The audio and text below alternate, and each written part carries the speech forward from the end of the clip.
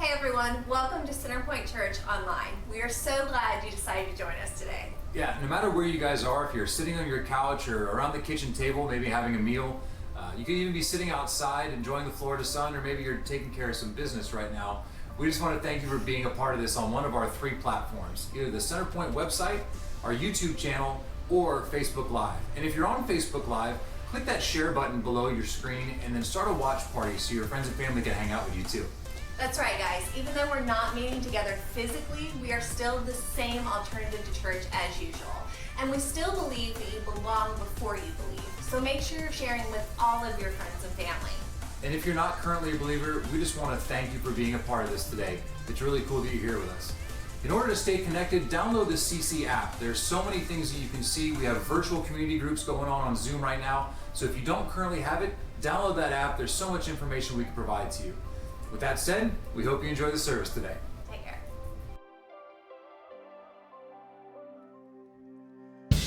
What is up, Centerpoint? We are so glad you decided to join us online today. We just want to thank you for being a part of this service. It's virtual, but we're all still family. We're glad you guys are here. Let's worship together. Come on.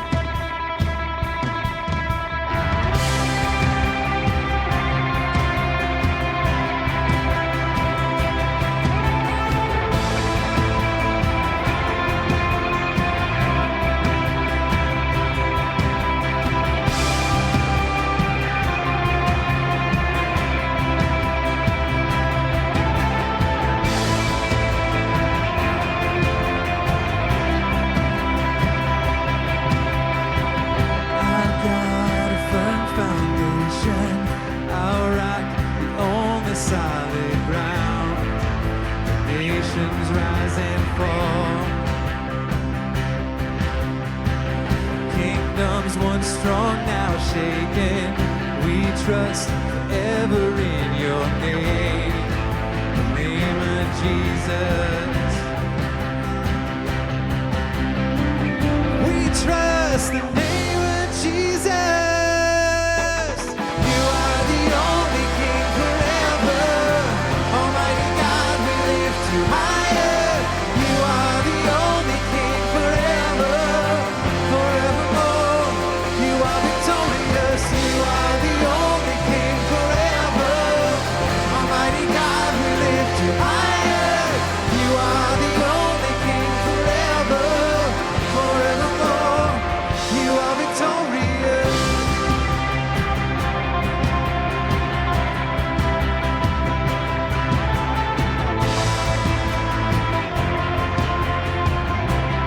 Sing along, unmatched in all your wisdom. Unmatched in all your wisdom. In love and justice you will reign. And every knee will bow. We bring our expectations. Our hope is anchored in your name. Name of Jesus. Y'all can shout it out, come on. Oh, we trust the name of Jesus. You are the only King forever. Almighty God, we lift you higher. You are the only King forever, forevermore. You are victorious. You are the only King forever. Almighty God, we lift you higher. You are the only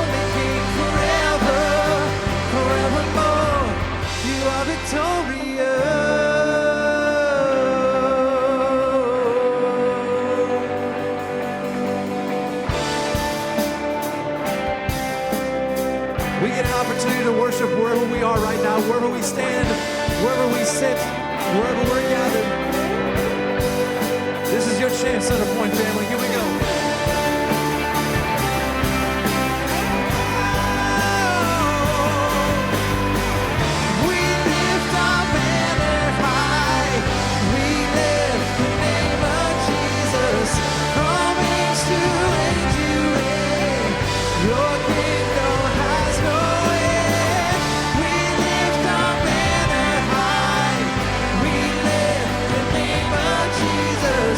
From age to age.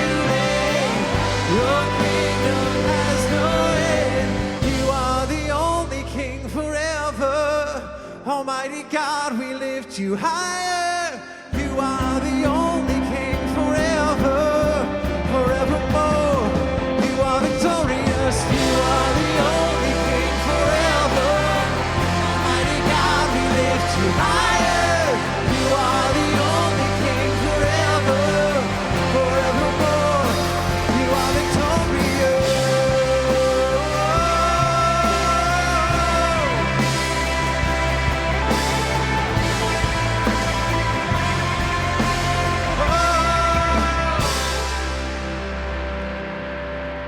In times of uncertainty, there's one thing that is never changing, and it's God's extravagant love for us. And in this song, we're going to be singing about that.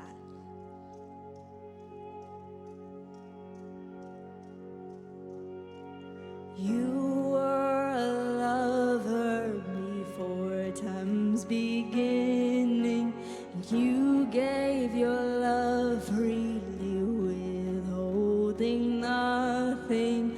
Jesus, my Jesus, you carried the weight of the world on your shoulder. You stopped at nothing to prove you are for us. Jesus, my Jesus. It's extravagant. It doesn't make sense. We'll never comprehend the way you love us. It's unthinkable.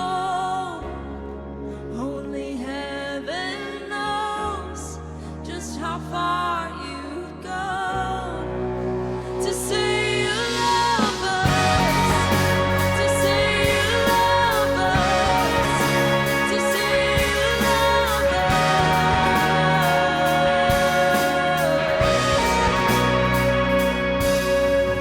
You don't belittle our pain and our suffering. You comfort us in our greatest unraveling. Jesus, my Jesus.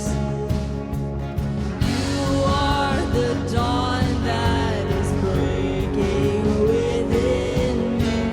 You are the sun that is rising around me. Jesus.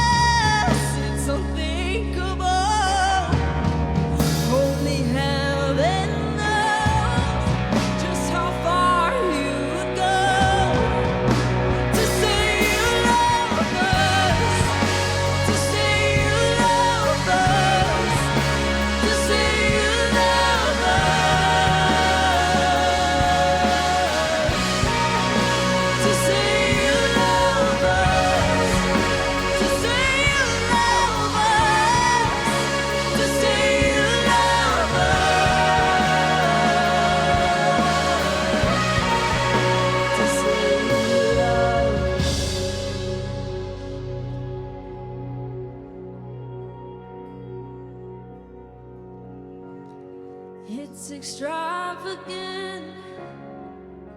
It doesn't make sense.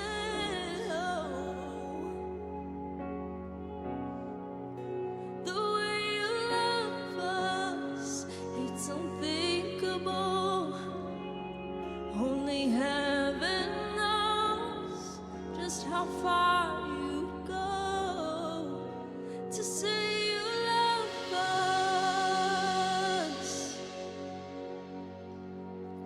God, we love you, and we thank you for the opportunity we have to still connect to people and connect with each other, and that through these dark times we know to look to you. In Jesus' precious name, amen.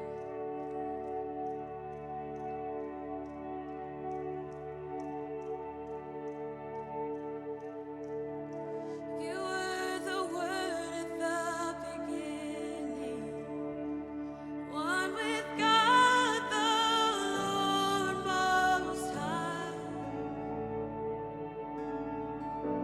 Your hidden glory in creation, now revealed in you are Christ.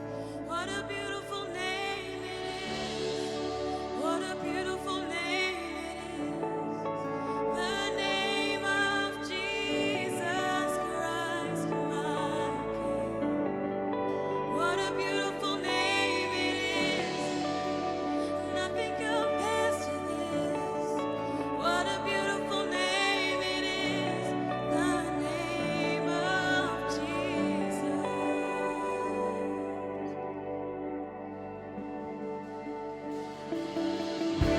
You didn't want heaven without us. So Jesus, you brought heaven down. My sin was great, your love was greater. What could separate us now? What a wonderful name it is.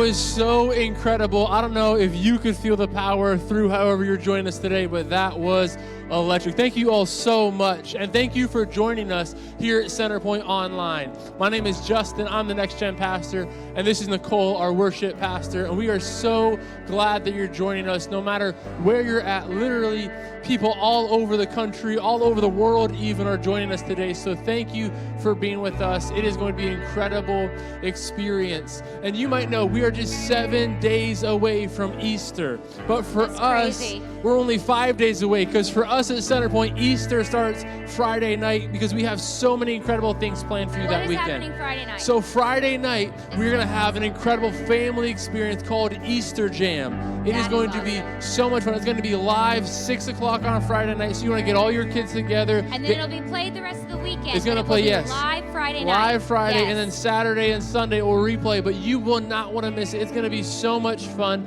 It's Easter Jam, 6 o'clock, but also it's not just fun for kids. No. Easter Jam is going to be fun for the whole family. Yes. But also throughout the rest of the weekend, we're going to have incredible adult services and experience for you to be part of. Awesome. Powerful worship, a great message from Bryant. And I would encourage you, make sure that you're following us and you're connected on social media with us, so that way you don't miss anything this next weekend or any weekend after. We after. also just put out a schedule so that you know what's happening every day on social media, so that you can find that on our Instagram page and our Facebook page. But also make sure you get our app, Centerpoint FL.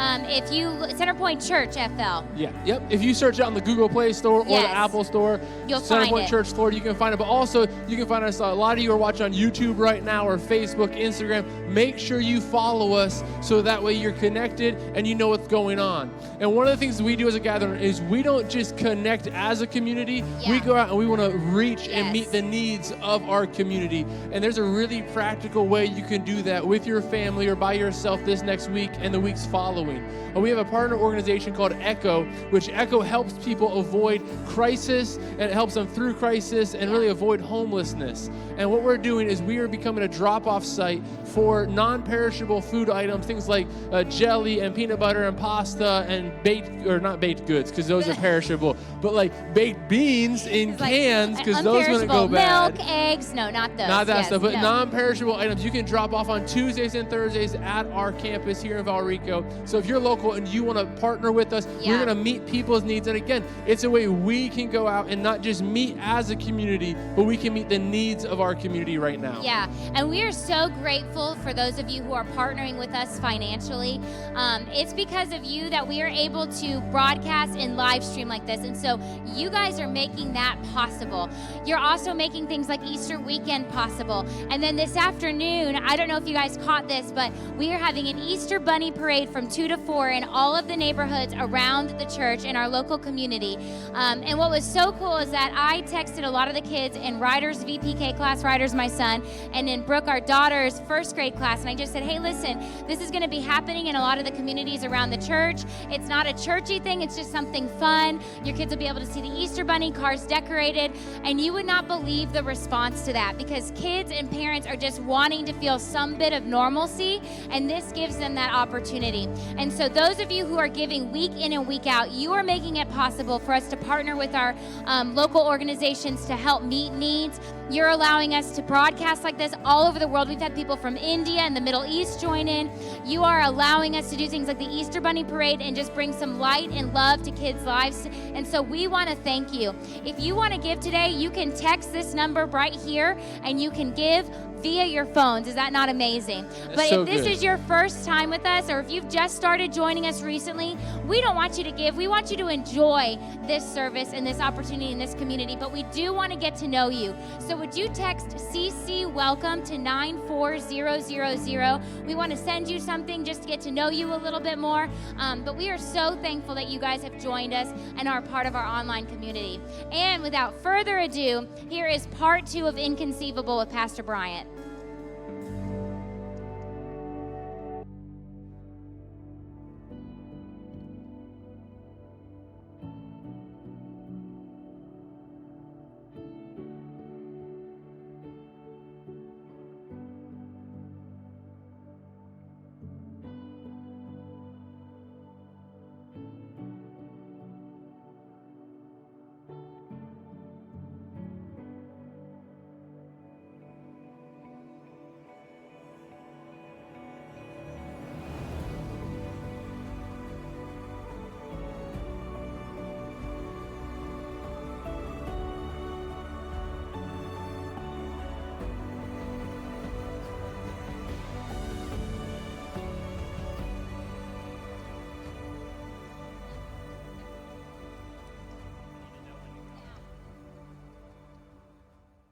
Hey, what's up, Centerpoint? So glad you guys are joining us from wherever you're at. You just heard people all over the world, literally all over the country, family members who can't normally participate. So it's cool to hear the stories every single week of all those who are worshiping with us. And my name is Bryant. I'm the lead pastor here if this is your first time. And so again, text that number, CC Welcome 94000. We'd love to just connect with you. And right now, just all of you who are joining via Facebook Live, our website, YouTube, there's a bunch of different ways to watch on our website. Just a couple shout outs to Michael Longman, Jen Woods, what's up? Thanks for joining us today. Brandy, thanks for worshiping with us and connecting. My phone just froze up, so I'm not going to give any more shout outs other than this one because somebody personally requested this.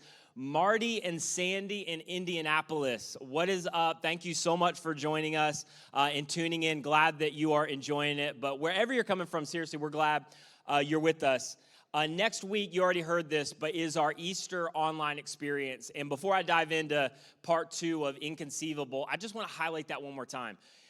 We know it's online. It's not the way a lot of you would have chosen, obviously, to spend your Easter and honestly spend a lot of other things in this season.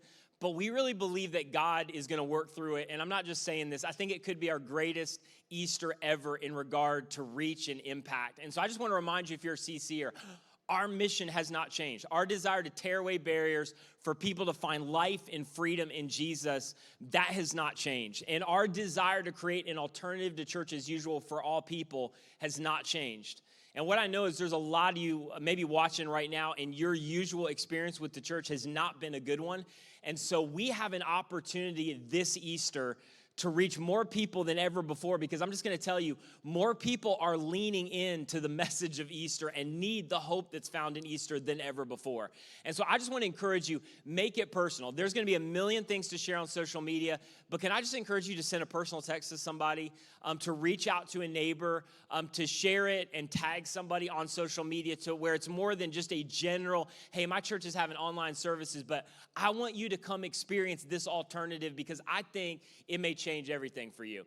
And I just want to give you this one kind of encouragement because it's one of my favorite stories. A few months ago, I got, I think it was an email from somebody, and they said that last Easter, so a year, almost exactly a year ago, their kids who were like, I think middle school, teenage years, were like bugging them in a big way, like, hey, we need to go to church, we need to go to church. And the mom was like, we don't go to church, like we just don't do that in our family. And they kept bugging her so much that finally she relented, and somebody had invited her and the kids to Centerpoint Easter. And so this is word for word, she literally told her kids, hey, we're going to go this one time on Easter so that you know why we don't go to church. So this is going to be like a test to prove to you guys why it's a waste of our time. So they went and they attended Easter at Centerpoint last year.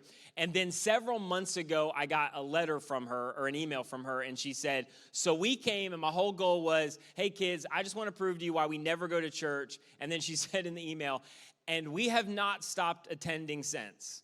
And this is like December of this last year. And she went on to tell me about her journey with Jesus and what God had done over those about 9 months since that invite. So I just want to say to you what I say to you all the time.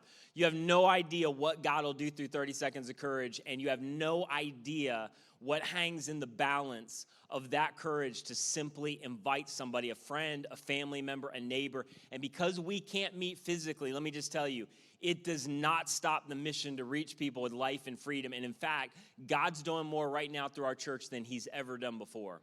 So let's invite and let's go strong. So, all right, you guys ready to dive into part 2 of Inconceivable?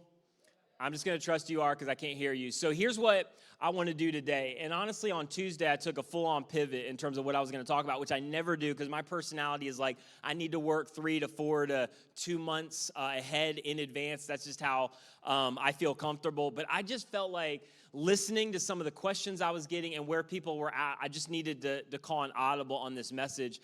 And I just want to be really sensitive to where we're at in the season to go, man, sometimes we got to scrap plans and just lean into what's actually going on and what people are actually feeling. So here's what I want to answer today is why would a good God allow bad things? And like that's the age-old question, and it's not like I'm going to answer it in a message, but more than anything, what I want to do is give some hope around this question, and let's make it more specific. Why would a good God allow COVID-19? And all of the implications of that, all the stuff which is physical and economic and the disruption of your life and your job and your family and your plans and all of those things. And I know to varying degrees we've been affected, but we have all been affected, and at some level we've all been affected globally. So like, why would God allow that? Now, before I dive into where I want to go with that question, let me just kind of come around this idea. And I don't want to land here too long, because I know when you're in the midst of something, it's more emotional than it is intellectual. But here's the thing that's funny is when we ask that question, we never ask it from a micro level. It's always from a macro level. Like, why would God allow the bad out there, whatever that is? Like right now, it's all this stuff we're dealing with. Why would God allow the bad in the world? But it's always macro, it's never micro. Like, it's never about the bad in me, it's always about the bad out there somewhere. And I know the reason we do that is because, like, well, the bad in me is not as bad as the bad in the world, or all my questions about, like, nature and viruses and why would God allow all of this, but we never focus on that question. Like, nobody ever asks the question, hey, how could God allow me to happen?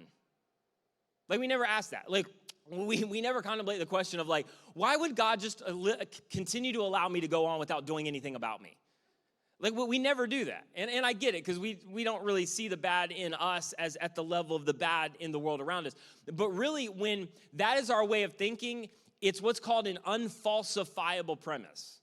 And what that means is God can't exist if I exist. And so the only way to prove to me that God exists is for me to not exist. But then I wouldn't exist, so it really wouldn't matter.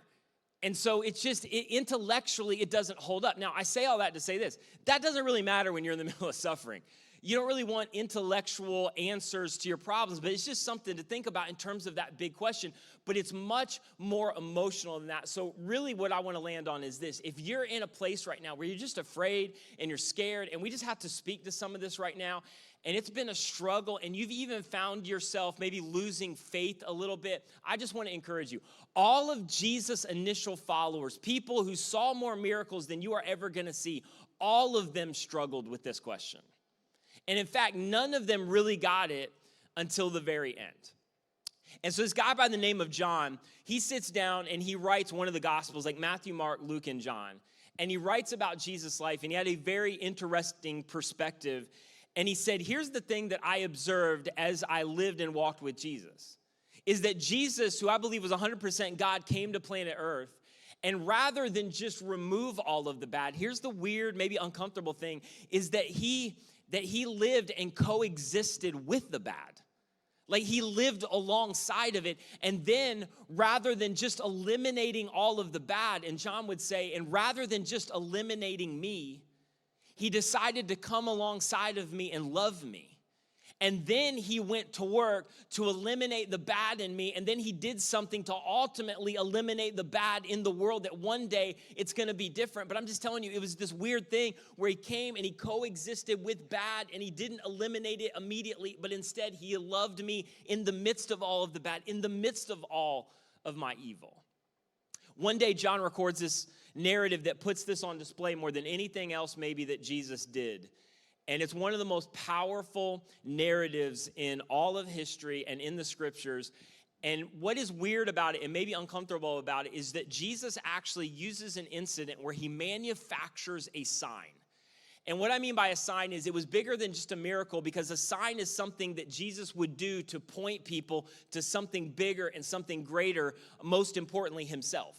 And so this narrative where Jesus manufactures a sign to validate that he is who he says he is.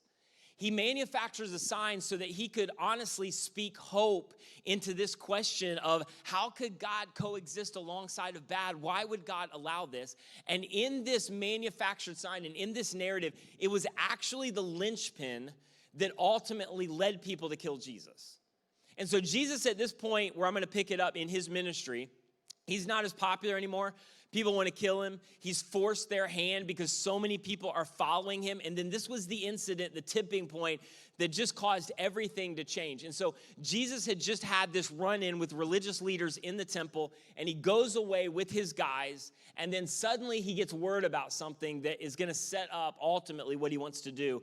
And it's recorded in John chapter 11. I'm going to start in verse 1, and I may read a couple verses that are not going to be on the bottom of the screen. So if you actually want to turn to it on your YouVersion Bible app, or if you've got a physical Bible in your house somewhere, dust it off, get it out. John chapter 11, because I may skip some verses or add some verses that are not in here. So here's where the narrative picks up. Now, a man named Lazarus was sick, and he was from Bethany, which is about 2 miles from Jerusalem, where Jesus was at, the village of Mary and her sister Martha. In verse 3, word got to Jesus, and it said, Lord, the one that you love is sick.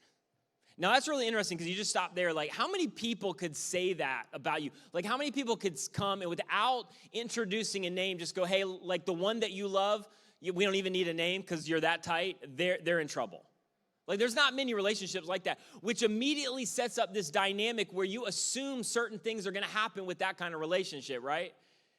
Hey, Jesus, the one that you love is sick. And then I'm just telling you, what starts to happen here is so uncomfortable. So you got to follow me all the way to the end and not click off of YouTube or not go browsing something else on Facebook, and just stay with me. But verse 4, when he heard this, Jesus, he said this, the sickness is not going to end in death. Now, the only problem about that is by the time Jesus gets this message, Lazarus was already dead. So it's like, Jesus, you're already behind the curb. And then he says this, no, it is for God's glory. And right there, I'm just telling you, that's uncomfortable. And John, as he's writing this, he's like, in the moment, we're like, what? So you're saying that this sickness, that this thing, this brokenness, not only does it not disprove the existence of God, that in some ways it might actually prove the existence of God? That like you're allowing this, and then Jesus says this, no, it's for God's glory, so that. If you're watching right now in the comment section, just put so that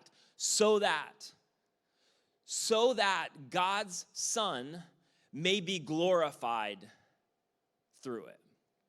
Now, this is interesting because Jesus takes this thing that is not just like the bad or evil in the world, because we see that every day, like bad people, evil behavior that happens, but this is bigger than that. This is like nature. This is tornadoes and hurricanes and tsunamis, and why does it happen? And if God is over all, why doesn't he stop it? And viruses that are disrupting everything, and people are suffering, and it's destroying economies. Jesus uses that in this moment, and I'm telling you, he introduces this disruptive view about God and about suffering and about evil and about sickness. And he's like, sometimes God's going to remove you from it, and then sometimes God's going to take you through it. And it doesn't actually disprove his existence. It actually points to his glory. And at this point, like us, all of them are like, well, we don't want that. And so Jesus is like, so that God's Son may be glorified. And then verse 5, I think John's like, okay, real quick, I got to write this verse because this is causing a lot of people problems who are going to read this story later on. So verse 5, he's like, now you just need to know this. Jesus loved Martha and her sister and her sister and Lazarus. John, why you had to write that? Because everybody who reads this story is going to wonder whether that's true. With what I just said and with what I'm about to say, because it only gets worse, the first question is, hey, Jesus, do you even like these guys? Are you even friends with Lazarus? And John's like, no. They were like best friends. Like Jesus loved these guys. But at this point, it doesn't really look like it. For you right now, it may not really look like it. Because of the circumstances and where you thought you were at with God and your relationship, and he loves me and I've tried to be faithful to him, and then how that should align with what you're walking through, it just doesn't look like it. And I think it's one of the reasons that Jesus allows this moment to happen, because it wasn't just for them. It was for you. It was for me. It was for those moments where we're walking through something. And verse 6, so when Jesus heard that Lazarus was sick. Now just pause for a second.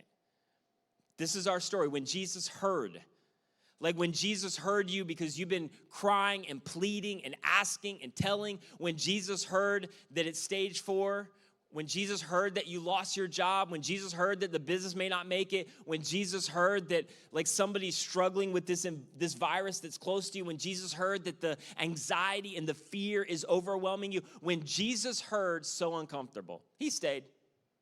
Like the guys are getting ready to get up and go, and Jesus like, sit down. Hey, Jesus, we don't really want to go, but they just said that your friend Lazarus is sick, and he's about to die. Like, why are we staying here? And not only that, he stayed there 2 more days. Heard that he was sick, heard that things weren't well. Jesus, according to him, is the only one that could do anything about it, and he intentionally delays and stays where he's at. And after 2 days, Jesus finally talks to his guys, and I don't know if they're having dinner or whatever. He's like, okay, guys, it's time to go. We're going to go. And the guys immediately, they don't want to go. They care about Lazarus, but they know that if they go back to Bethany, that's the heart of where all the disruption is, and that they tried to kill Jesus the last time he was here. So if they go back there again, they're going to try to stone Jesus. And so his guys are like, okay, well, wait, Jesus, hold up for a second. I don't know if we should go back to Bethany, because if we go back to Bethany, we're concerned about you and what's going to happen to you. So I'm not sure that that's the best plan of action, because they're totally concerned about themselves in this moment. And they know, come on, if you get stoned and you're close to the guy who's being stoned, one of those things has the opportunity to go awry, and it's going to end badly for you. So they're like, I don't think we should go down to Bethany. And so Jesus answered, and just hold it for a second. I love this next verse, because Jesus does a full-on Jesus thing, where if you read, this is where you struggle maybe with the New Testament when you read it, because Jesus will be in the middle of something, and then seemingly he will just totally switch subjects, and you're like, Jesus, are you even with us? Like, that's not what we were talking about. And what Jesus does next, you've probably skipped over these verses if you've ever read the story, because it just doesn't seem to make sense. And I'm telling you, it underscores the brilliance of Jesus. Because what he says next, he starts to set us up for how we find hope in the middle of a crisis. And so he says this to his guys who are like, I don't know if we should go down to Bethany. Jesus answered, verse 9, are there not 12 hours of daylight? What? Like, Jesus, are you even listening to our conversation? What does that have to do with anything? Are there not 12 hours of daylight? Anyone who walks in the daytime is not going to stumble, for they see by the world's light. Verse 10, it's when a person walks at night that they stumble, because they have no light. They're like, what is your point? What does that have to do? Yeah, we understand that. That's pretty basic. What is your point in all this? And here was Jesus' point. The 12 hours that he's talking about right now equals opportunity. And what Jesus is setting them up on is this. Guys, you are as close as you are ever going to be to the physical presence of the light of the world. And in fact, you need to lean in and you need to follow me right now, and you need to get as close to me as you can right now, because it's about to get really, really dark. And I'm telling you, if Jesus would say, if you would lean into me right now, you are going to see more clearly than you are ever going to see in your life. But if you stay here huddled up out of fear, you are going to miss what God's about to do. You're going to miss what I'm about to set up. You are going to miss what I am literally going to rearrange for all of history to give people hope when things are at their darkest. And I think he would say to you right now, if you refuse to follow me as the light of the world, if you refuse to lean into me in the midst of everything that's going on right now, I'm just telling you, you will stumble around in darkness trying to make sense of what's going on in the world around you, and it's not going to make sense. Why would God allow this? Why would God coexist with bad? Why wouldn't God remove this? Why wouldn't God put an end to this virus? Why wouldn't God help those who are marginalized? And it just seems like he doesn't hear.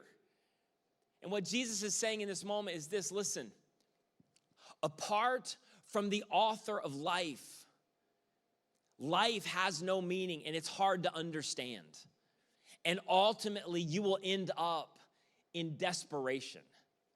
This is why Richard Dawkins, like if you're just joining us right now and you're like, I'm not sure what I believe, and you're struggling with things, I'm going to quote an atheist for you, so lean into this. Because what he says, if this is all there is actually true, in The River Out of Eden, he says this. This is Richard Dawkins. There is at bottom no design, no purpose, no evil, and no good, nothing but blind, pitiless indifference. And Jesus is like, outside of me, that's what you're left with. And so, guys, and I think he says to us 2,000 years later, you have got to follow me out of your fear. And if you stayed huddled up right here, you are going to miss what I'm going to do on the other side of this. And come on, sometimes faith is not just the change of your circumstances. Sometimes faith is the change of your perspective.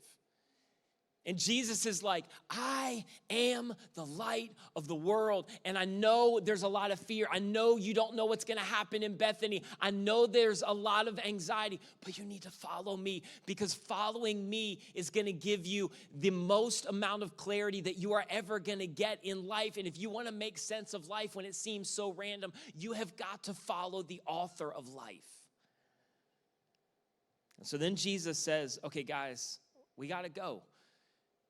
Like Lazarus is asleep, and because they still don't want to go, they start giving Jesus medical advice. They're like, well, Jesus, that's great that he's asleep. He just needs to sleep a little longer, and he needs to get some fluids in him, and he's going to recover. So that's actually really good news. So I think we just need to stay here. And then Jesus breaks it down for them. You can read the verses for yourself. Finally, say, hey, guys, he passed away. And they're so confused because Jesus is like, well, you just said that this sickness was not going to end in death, and you waited here 2 days, and now Lazarus is dead. And then what he says in verse 15, this is, if you're trying to make up a religion and get people to follow Jesus, you just don't write this verse. You just leave this out. Verse 15, John writes this. This is what Jesus said, and for your sake, guys, I'm glad that I wasn't there.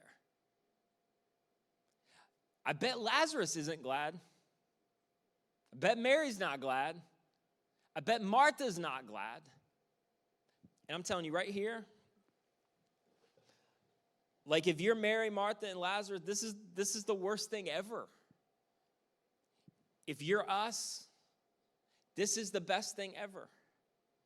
Because in this moment, Jesus is leading them somewhere, and for their sake, it's not a good day. For our sake, it's one of the best days. Because Jesus is creating this moment. He didn't create death. That was not his plan, but he's using it, and he's manufacturing this moment to give hope to the world. And in this moment, he allows this to happen for our sake. And for the sake of anybody who's lost anybody. And for the sake of anybody who's lost a kid or sat at the bedside of a spouse, anybody who's been consumed and overwhelmed with fear and worry and anxiety, for anybody who's been on the edge of, I don't know if I can live and move forward, for anybody who's been at the precipice of severe loss that could affect every part of their life. In this moment, Jesus is like, this is not just for your sake, it's for your sake. So that, meaning there is something on the other side, you may believe. So guys, let's go. Now, here's what I love, because this next verse is one of my favorite verses in all the scripture. And you have a guy like this in your circle. This is one of your friends. And by the way, if it's one of your friends right now, you may be, this should be severe social distancing, like hook up with him after COVID-19 is all over, because you don't need these voices feeding you, because everybody's got a Thomas in their group. Verse 16, I love this. Then Thomas said to the rest of the disciples, let us go that we may die with him. Let's go. Hey, Lazarus is dead. Jesus is about to be dead because they tried to kill him last time. We'll die with him. So guys, let's go so all of us can die with Jesus.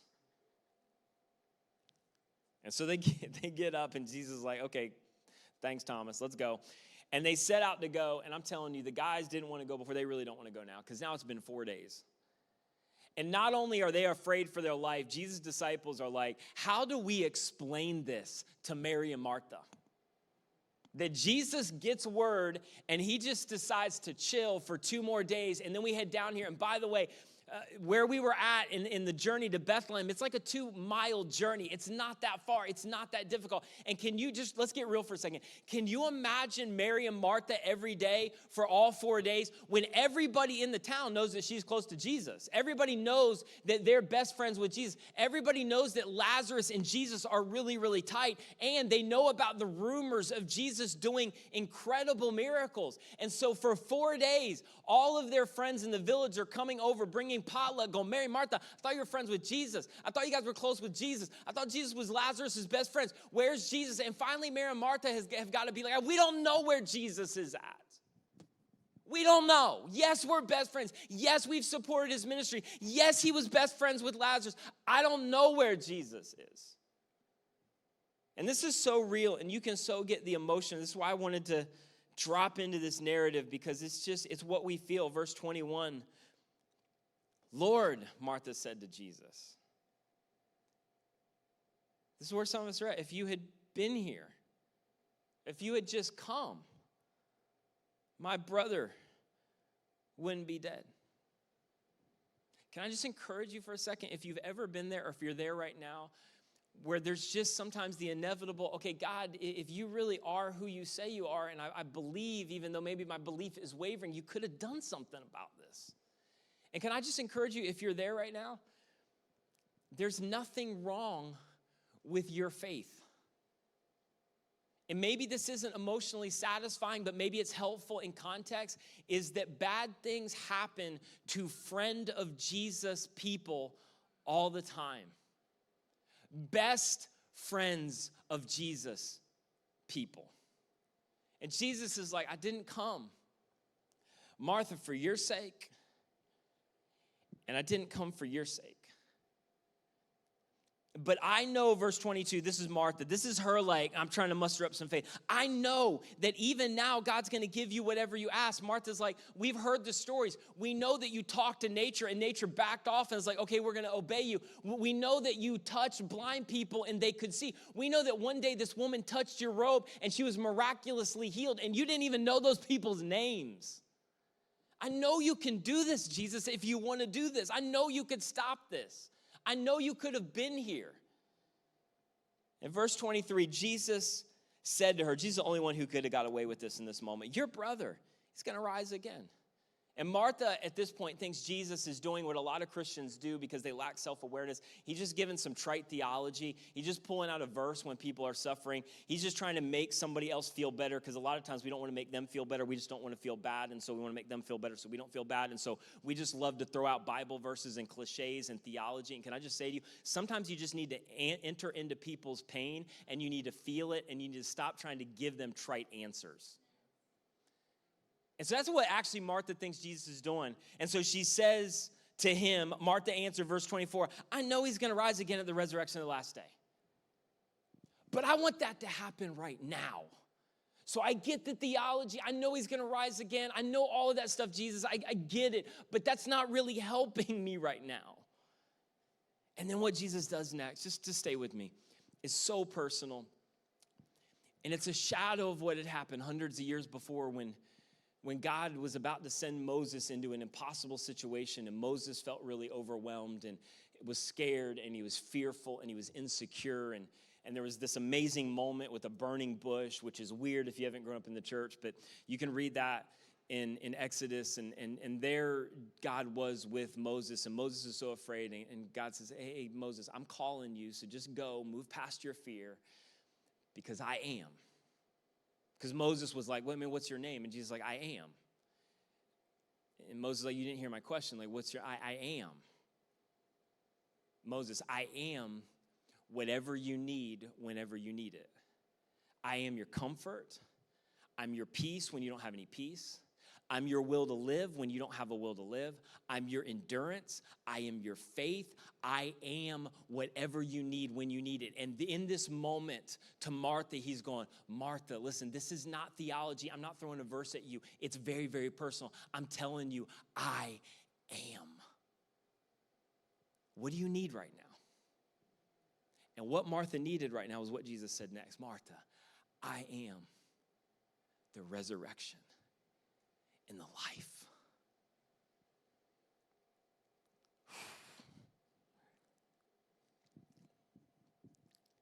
I am the resurrection and the life, meaning light, Martha, has come, and there is hope. And if I ask you to walk through it, I will be with you through it. And the one who believes, and this is not like belief intellectual, like it's a category, the one who literally trusts him, places the weight of their life in me will live even though they die. So hey, Martha, just so you know, I'm not trying to give you too much theology, but you're gonna die, but you're not gonna die. And in this moment, Jesus couldn't be any clearer. This is not all there is, and you are not home yet. You are in the middle of the story, and so even in me, you will live even though you die. And then she says to her, and this is such a difficult question in this moment, do you believe this? Now, can I just tell you real quick, this is such an important thing to understand. If you grew up in an environment that if I just have enough faith, then God's gonna do it and change the circumstances. And usually if you have enough faith, God's gonna do it. Those people are lining their pockets in a pretty big way. Jesus never promised that. And can I just tell you that nowhere in the scriptures does it talk about the amount of faith. The amount of faith is really irrelevant. It's about the object of your faith. And Jesus in this moment is like, I want you to follow me. I want you to look at me. And so Martha, you only need about 10% faith to come to me. And so in this moment, I think Martha's going, okay, Jesus, I don't understand. I don't know why you didn't come. I don't know why you haven't done something about this. But I have just enough faith to believe this. So yes, Lord, I believe.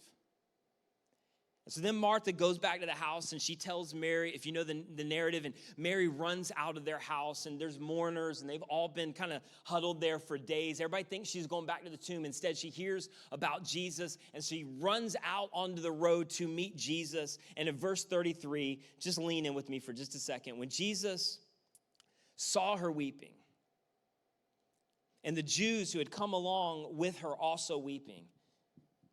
This is so powerful. He was deeply moved in spirit and troubled. Verse 34, where have you laid him? He asked. And they said, come and see, Lord. And just before we go on, this may be one of the big reasons right here, because this is what is so fascinating to me. Jesus knew the end of the story. Jesus knew what was about to happen. Some of you, maybe you've never read this before, you've never been around church. I'm glad you're joining us. You don't know the end of the story. But Jesus knew the end of the story. Jesus knew what was about to happen next. And yet, even knowing the end of the story, he allowed himself to enter into this moment and feel what everybody else was feeling. In this moment was divine empathy on display. I think it's why Peter was there in the moment. I think it's why Peter was able later to write, listen, I just want to tell you, later he wrote, I just want to tell you that you can cast all of your anxiety, all of your cares, all the stuff where you're not sure how it's going to work out. You're not sure whether you're going to move past the diagnosis. You're not sure whether your business is going to make it. You're not sure how this is going to affect your family. You're not sure how it's going to affect the next season. Some dreams have died. You're not sure about the relationship. There's questions about how God could allow this, why God hasn't intervened. And Peter's like, I'm just telling you, you can cast all of your anxiety, all of those cares on Jesus, because I'm telling you, take it to the bank. He cares for you. They're like, Peter, how do you know that? Because I was there. I'm telling you, if you would have been there that day, if you would have seen Jesus, if you would have watched Jesus, if you could have physically been in the moment, I watched him, even though he knew what was going to happen. I watched him stop. I watched him enter into the pain. I watched him feel it. And I'm telling you, in that moment, I knew without a doubt, he cares for me. He cares for you. And I think it's why what John writes next, we love to make, in some ways, like light of this verse. I don't think you can underestimate the power of this verse, and this was not a trivial detail, and it's why I love that the writers who assembled the Bible from these ancient writings gave it its own verse number. In the next moment, John writes, and Jesus wept. He knew exactly what was going to happen on the other side, and yet he entered into the pain and he felt all of it. And then the Jews said, verse 36, see how he loved him? And this is where there's a place for your doubt, verse 37, because this is how we would respond. But some of them said, could not he who opened the eyes of the blind man have kept this man from dying? Like, we love that he's feeling it. We love that he's crying. We love that he's entering into the pain. From everything we've heard about Jesus, we're pretty sure that actually this wouldn't even have had to have happened. Why didn't he just circumvent this and stop it before we got to the tears? And this is just real. This is what some of us feel. If he could have, he would have, but since he didn't, he can't. If he could have, he would have, but since he didn't, he can't. Can I just say that this is why this narrative is so powerful? Because Jesus condenses all of eternity, and this is why there is such hope in this, all of eternity into a single afternoon. I think his whole point in this narrative, his whole point in leveraging this and allowing this sign to take place was he condensed all of eternity into a single afternoon. All of the pain, all of the disappointment, all of the fear that we fear, all of the struggling, all of the God, why didn't you show up? Why aren't you here? Why did you delay? Why are you late? All the unanswered prayers, the faith anyway, the tears of God, and then ultimately the resolution. And he condenses all of it into, like the whole scope of our eternity, he condenses all into an afternoon so that we could live with hope. And so verse 39, Jesus went to the tomb and he said, take away the stone. And Martha's like, but Lord, how do I say this? How do I'm trying to be respectful. You're so late. You are so late. And by this time, there's like a bad odor because he's been in there for 4 days. And then Jesus said to them and to us, didn't I not tell you? Didn't I tell you? Didn't I tell you if you believe, you're going to see the glory of God? Hey, guys, 2,000 years later, didn't I tell you? Didn't I give you a heads up? You're like, yeah, but when's that? I want to see the glory of God right now. And that's the issue. Jesus condenses all of eternity into an afternoon. But he's like, listen, I just want to remind you, if you believe, if you place the weight of your life, your trust in me, I will give you clarity even in the midst of the randomness, because the author of life is the only one who can make sense out of life. You will see the glory of God. And so Jesus said, didn't I tell you? And then he goes and he tells them to take away the stone, and everybody is cringing. And then the next thing that happens, you can read it for yourself, is it's one of the most dramatic moments in the scripture. It's my favorite prayer. Jesus begins to pray, and his prayer, this is my paraphrase, is basically like, hey, Father, I just want to talk to you right now, not because we need to talk, but I want them to know how closely connected we are, how closely connected I am to you and you are to me, and the fact that you sent me and I came to planet Earth fully man, but I'm also fully God, and I'm going back to you, and I've got a purpose and a will right now. So I'm just praying this so everybody around would know this, like we're up to something, there's a purpose, and you and I are together on this, amen. And then verse 33, when he said this little prayer, Jesus called out in a loud voice, Lazarus, come out. Lazarus, come out. And the dead man came out, and his hands and feet were wrapped with strips of linen, and a cloth was around his face. He's a mummy, basically. And Jesus said to them, and I got to land on this point for just a second. I'm going to move on because it just so sticks out to me, and it's so powerful. And I think some of you, I'm believing, just need to hear it. He says this to Lazarus, and this is not by accident. Nothing is in the scripture by accident. Take off the grave clothes. Guys, he needs some help. Take off the grave clothes and let him go. And I just want to tell you, as a follower of Jesus, or if you begin a relationship to be a follower of Jesus, and I'm hoping hundreds of you today would do that, you just need to know this. I don't know what the circumstances are going to look like. We were never promised pain-free, problem-free, but Jesus is going to lead you through. And here's the thing you need to know. When Jesus leads you through, you've got a decision, because Jesus is going to take responsibility for what he can take responsibility for. He's going to do what you would never be able to do, but then he's going to ask you to do what only you can do. So some of you, Jesus is going to save you. He's going to forgive you. He's going to give you new life and new power over that habit, over that addiction, over over living as a victim because of your past and your childhood, and he's going to allow you to go free. He's going to bring you through and show off his glory and do something in your life, but he's going to say to you, you got to take off the grave clothes. I'll bring you through, but it's up to you whether you're going to live as a victim. I'll bring you through, but it's going to be up to you whether you continue to trust or hold on to the fear from your past. I'll bring you through, but it's up to you if you're going to live as somebody who's being conquered by habits in sin, when instead I've given you the power of the Holy Spirit inside of you. So I will bring you out of the grave. I will resurrect dead things. I can heal you. I can bring you out, but it's up to you to take off your grave clothes and live in the freedom that I have given you. And some of you today, Jesus has already brought you out, and you're living as a victim, or you're living as somebody who's been defeated, or you're living as somebody who's being conquered by fear when Jesus has already conquered that for you, but you're walking around with grave clothes on and you will not go free even though he set you free. So it says, verse 45, therefore, many, as a result of what just happened, this is the understatement, many of the Jews who had come to visit Mary. By the way, they came for a funeral and they got a resurrection. Many of the Jews who had come to visit Mary and had seen what Jesus did put their faith in him. I bet they did. If you had seen what they saw that afternoon, I bet they did. Can I just tell you this real quick, and then we'll start to close this out. Do not stop before you get to the therefore.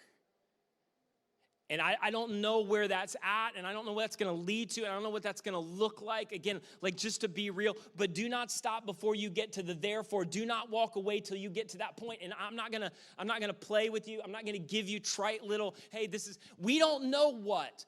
You can look around right now and go, hey, what is God doing? I don't know fully what God is doing, but I know God is moving. And here's what I know that God is not doing. This is what I know is not happening. It is not a lack of God's love, God's activity, God's presence, and God's work, because here's what you have to know. At the cross, it was the worst day in heaven, but it was the greatest day on earth. It was the epicenter of God's greatest activity to mankind. God will never waste a hurt. God will never waste a pain. God will never waste any issue that you are walking through. And the question to you and to me, the question to us, church, is, can you maintain faith in the middle of the story? Don't walk away before the therefore. And I just want to end with this. I think we got three options. You can abandon faith, and some of you, that's where you're at right now, and I get it. You can minimize your pain. You can act like it doesn't exist. You can act like what we're walking through right now is not bad, which all that does is it forces it to control you. Or you can wrestle through it, which is, I think, where a lot of us are. And I want to speak to some of you directly that are watching from around the country and some around the world. And we have so many that have questions that tune in to what God is doing at Centerpoint, which I absolutely love. So I want to speak to you for a second where maybe you just have lost faith and you're struggling. I want to encourage you that you can come back. I want to encourage you can come back, because some of you walked away from an unfulfilled promise that Jesus never made you. And that may be emotionally unsatisfying, meaning it doesn't solve all the problems, but maybe it's the context that you need, that nothing was wrong with your faith. Nothing was wrong with you. That the things that we've experienced and are experiencing right now were never a part of God's plan. And one day, because of what he did by defeating death, all wrongs are going to be made right. And until that day, we wrestle through it with sometimes doubts and sometimes questions. And I just want to invite you, you can come back, not with perfect faith. It is not the amount of faith, it is the object of your faith, to go, Jesus, I am going to follow you and I'm going to trust you. And I've got questions about why you didn't, why you're allowing, why you didn't show up earlier, why you didn't heal my relationship, why we're all walking through this right now. But I have just enough faith, like Martha, to say, Jesus, I believe. In fact, that was the whole point of John's letter. It wasn't just for Jesus to show off. It was for John to reveal something to us. And he says this in John 20, verse 31. This was his agenda. And I just want to speak to some of you right now, because I know Jesus is working in your heart, and this is a moment that could change everything. Here's what John wrote. But these are written, this miracle, this sign, everything that Jesus did, this is the one agenda, so that you may believe. so that you may not just believe like intellectually, that you may trust in and lean the weight of your life into what Jesus has done, that Jesus is the Messiah, that Jesus is the Son of God, and that by believing, trusting in, leaning the weight of your life, like I lean the weight of my weight onto this chair to go, Jesus, I'm trusting you. Jesus, I believe you are the Son of God. I believe you are the Messiah. And sometimes I'm wavering. Sometimes I have doubts. Sometimes there are questions. But I have just enough faith to believe. And by believing, John said, you will have life in his name. And I just want to tell you today, the only way to find life is through one name, and that name is Jesus. And I'm telling you, when this sign happened, even secular historians write that there was such a momentum around people flocking to the message of Jesus that the movement started to be uncontrollable. And it wasn't around primarily what Jesus taught. It was around what they saw. Jesus brought a dead man back to life. So as we end, let me just speak to another group of you real fast, that you're just struggling right now. You're struggling with uncertainty. You're struggling with fear. You're struggling with questions about God. Can I encourage you on this one thing today, sometime today, and maybe do this for the next 7 days? You need to kneel in prayer or do whatever you do in prayer, but you need to get some distraction-free moments. And you just need to declare what you need from Jesus. And what I mean by one time, Jesus was about to heal a blind man. He was clearly blind. And so Jesus stoops down and goes, what do you need me to do? And everybody around kind of scoffed like, Jesus, he's blind. He needs sight. And Jesus is like, I'm not asking you. I'm asking him. Because I want him to declare his own need. Because when you declare your need, it is a declaration of humility. And humility is what invites the activity of God. And some of you are all up in your feelings right now, and there's all kind of stuff raging inside of you, and you have never bowed your knee physically or maybe literally to go, Jesus, I know that you already know it, but I'm coming to humble myself before you and to say, I need you. I really need you. So what do you need today? For some of you, like you need to know that God is able. And even if he isn't, you need the assurance that God is strong and able. And so he says to you, I am able. I bring up kings and I bring up nations and empires and emperors, and then I slide them off the pages of history like chess pieces. I control and rule nature. I set up economies and I take them down. I speak to nature and viruses and sickness, and it just has to obey every command of my voice. So you just need to know today, even in the midst of your question, I am able. And you just need to know, because maybe you're struggling with God's seeming inactivity, his absence or apathy. And he says to you today, you just need to know, I am with you. And you don't need to see it to believe it. But I'm walking alongside of you every step of the way in this journey. And for some of you, you just need to know, because there's moments where you go, God, it's hard to reconcile good God, bad circumstances. And so he says to you today, I am good. And I want you to believe me, because come on, I didn't come to earth to show off my power over the darkness of hell, to set up a name that's above every name, the name of Jesus, to set up a throne that's above every other throne. I didn't come so that you could be demoralized by fear, so that you could diminish my glory, so that you could be handcuffed to all of the fear and the anxiety and the doubt for the rest of your life. And so you need to lean in today and cry out to me, because I'm just telling you, I am good. And by the way, I am the resurrection, and I am the life. I can resurrect you out of anything, out of any doubt, out of any struggle. I can resurrect any relationship. I can resurrect purpose out of any dead dream, any business that dies, any economic chaos, any sickness. I can use anything from my glory. So you just need to know today, I am able. I am with you. I am good. I am the resurrection and the life. And you may just need to get on your knees and to declare to me, Jesus, this is what I need from you today. And his words that have been reverberating throughout the generations, from Moses all the way to those disciples, to Mary and Martha, to you today. He will say to you, he will begin to speak over your life, I am exactly what you need, exactly when you need it, but you have to declare it. So I'm going to end with this, and I am going to be done. This is how the story ends. that after this sign, so many people began to follow Jesus that this is actually the tipping point that led them to crucify Jesus, and ultimately, they ended up crucifying Lazarus. And in verse 48, John writes this. This is kind of the final verse in this narrative. And as John writes it, because he heard from somebody else that this was the discussion that went on among the religious leaders after Lazarus was raised from the dead. And as John's writing this, he has to be almost laughing. Verse 48, he writes this. This is the religious leaders' conversation. If we let him go on like this, and John's writing it, and it's like, how arrogant. You don't let him do anything. He came willingly to give up his life. Nobody takes his life from him. He came with a purpose, on purpose, with you in mind. If we let him go on like this, everyone will believe in him. And come on, they could have had no idea. It's inconceivable that 2,000 years later, as I am broadcasting this to thousands of people, and literally the local church, according to God's agenda, is blowing up all over the world. A third of the world's population named Jesus as Messiah. They could have had no idea that this Jewish carpenter from Nazareth, his message would explode all over the world. And then the Romans are going to come and take away both our temple and our nation. And because they didn't see what they had, they lost the opportunity to obtain everything that Jesus was trying to give them. And they had no idea that in this moment, the light of the world was in their presence. And he came and he entered into evil and bad.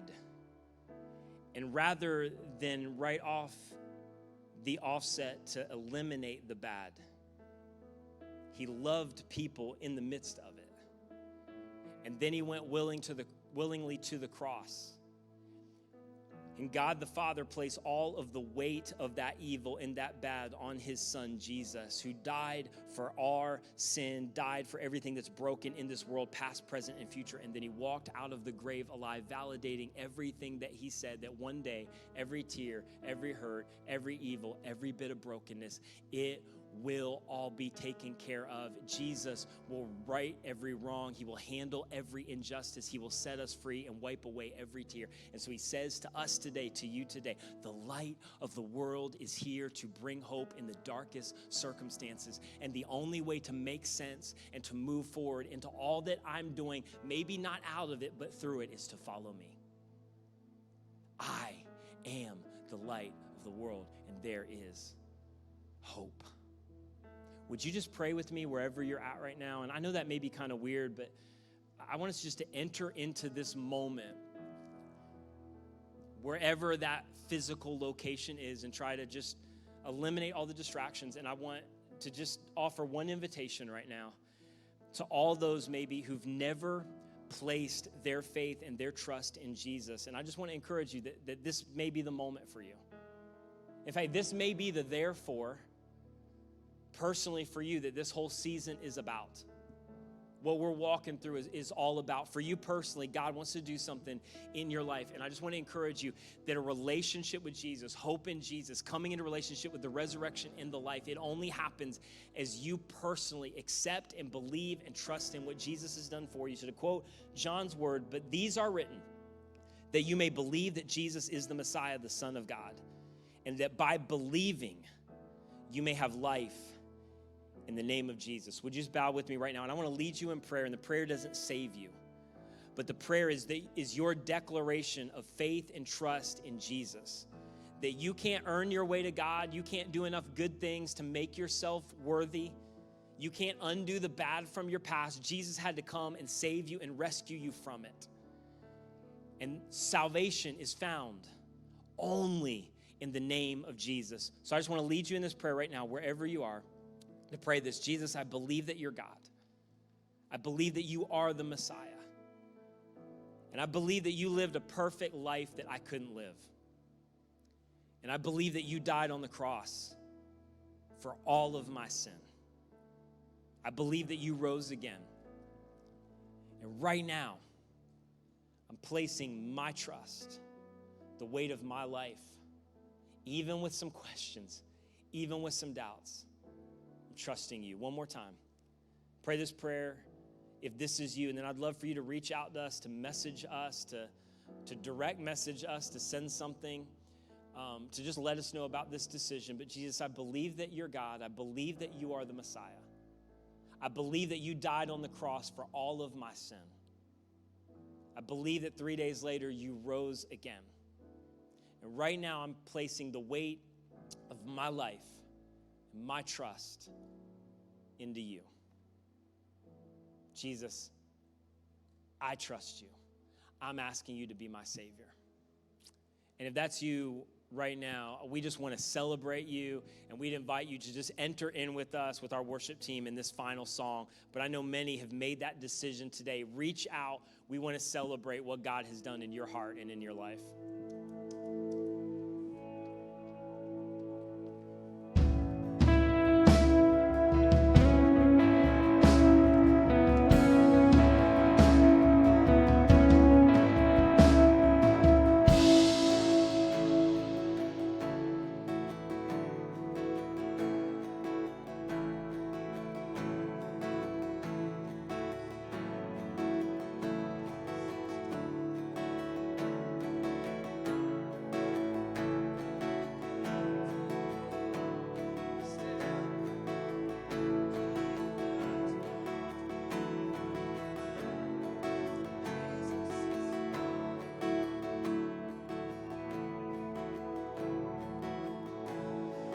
Come to the altar, the Father's arms are open wide.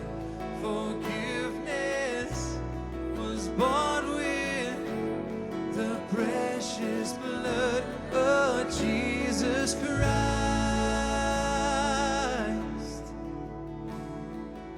We're going to sing that first verse because it's so powerful. Are you hurting and broken within? Overwhelmed by the weight of your sin? Jesus is calling. Have you come to the end of yourself? Do you thirst for a drink from the well? Jesus is calling. Oh, come to the altar. The Father's arms are open wide. Forgiveness was bought with the precious blood of Jesus Christ.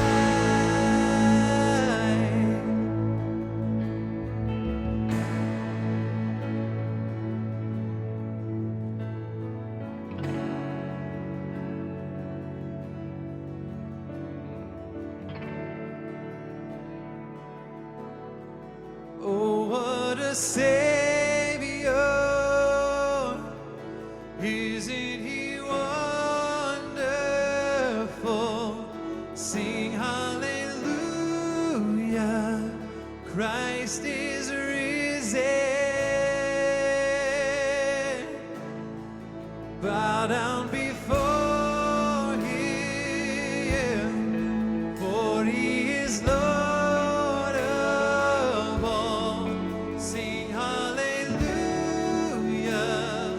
Christ is risen. Oh, what a Savior! Isn't He wonderful? Sing hallelujah! Christ is risen. Bow down before Him, for He is Lord of all. Sing hallelujah! Christ is risen.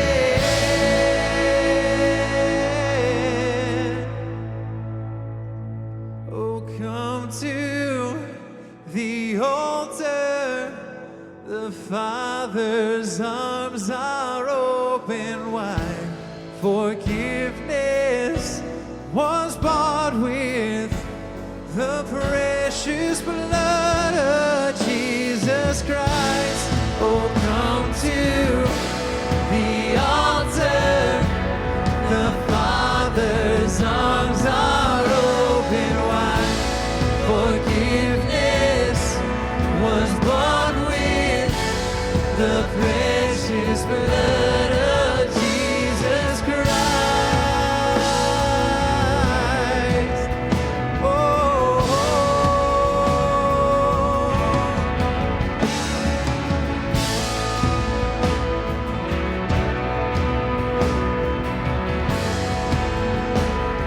the Father's arms are open wide.